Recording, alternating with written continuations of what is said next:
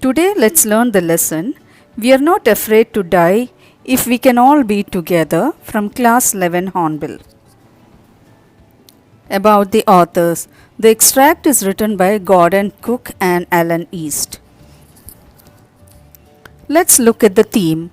We are not afraid to die if we can all be together is a story of extreme courage and skill exhibited by Gordon Cook, his family, and crewmen in a war with water and waves for survival. The family celebrated the new year on board the ship.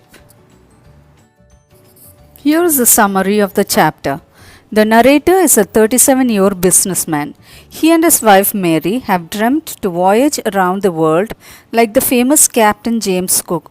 For this, they have been perfecting their seafaring skills for the past 16 years. They have got a professionally built 23-meter and 30-ton wooden hull boat, Wave Walker. The boat has been tested for months in the roughest of the weathers. In July 1976, the narrator, together with his wife and kids, son Jonathan 6 and daughter Suzanne 7, set sail from Plymouth, England. The initial period of the 3-year journey from the west coast of Africa to Cape Town proves to be quite pleasant. Before heading east, they employ 2 crewmen, namely Larry Vigil and Herb Ziegler, to help them tackle one of the world's roughest seas, the southern Indian Ocean.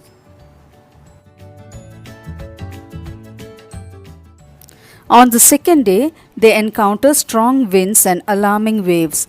By December 25th, they managed to reach 3,500 kilometers of Cape Town East. Despite the bad weather, the family celebrates Christmas on the boat. However, the weather worsens with the passing time. On the early morning of January 2nd, the family faces strong, mighty waves and screaming winds. They attempt to slow down the boat by dropping the storm jib. They carry out life raft drill and prepare themselves for the worst case scenario by donning life jackets and oilskins.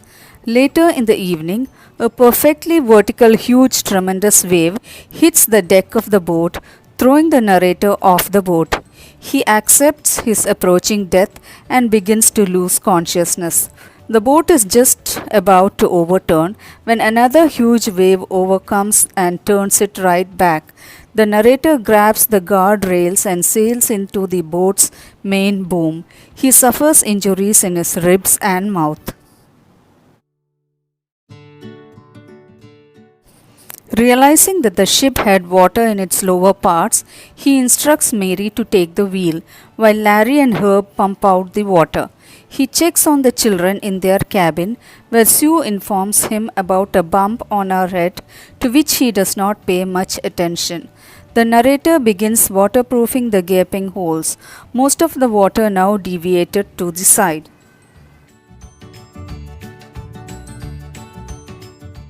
However, their hand pumps block due to debris and the electric pumps get short-circuited.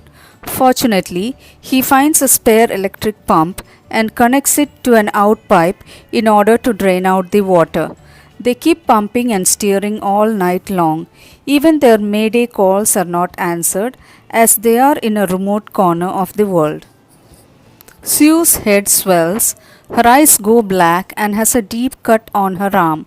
On being asked about her injuries, she replies to her father that she did not want to bother him when he was trying to save them.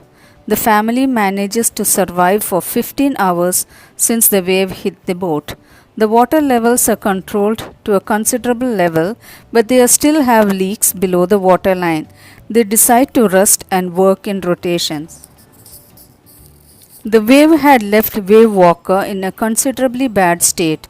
Since it is not a condition to make them reach Australia, they decide and hope to reach the nearest island, Isle Amsterdam, a French scientific base. Unfortunately, the chances to reach the island are very slim unless the wind and the seas subside. Besides, the supporting engine had also been damaged.